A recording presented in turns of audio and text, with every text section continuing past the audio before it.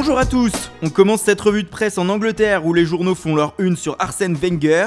Et ce n'est plus un secret, le manager français va rester à la tête des Gunners la saison prochaine.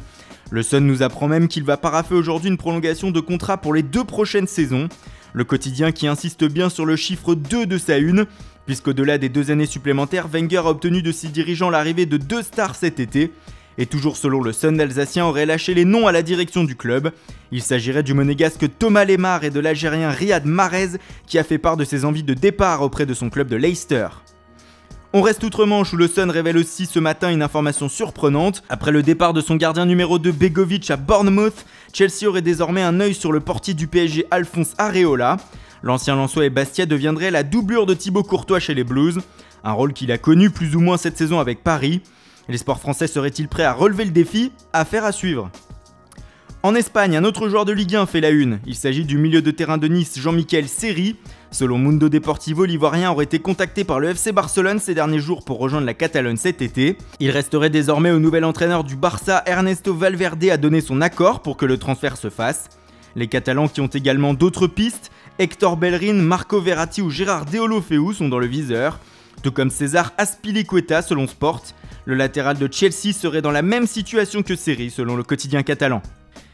Et décidément la Ligue 1 fait la une en Europe. Au Portugal, c'est l'entraîneur de Nantes Sérgio Conceição qui attire tous les regards.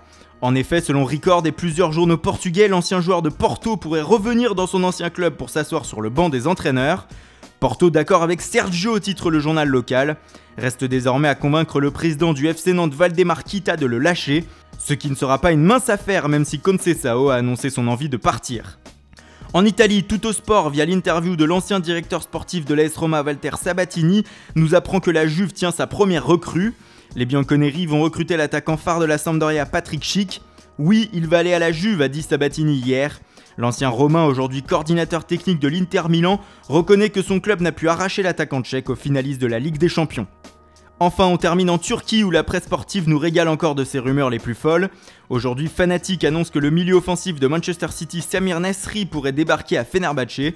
Sans doute non retenu par le FC Séville où il était prêté cette saison, le Français chercherait un autre point de chute et le club d'Istanbul serait donc disposé à l'accueillir. Voilà, c'est tout pour aujourd'hui, merci pour votre fidélité. Bonne journée et rendez-vous dès demain sur Foot Mercato pour une nouvelle revue de presse.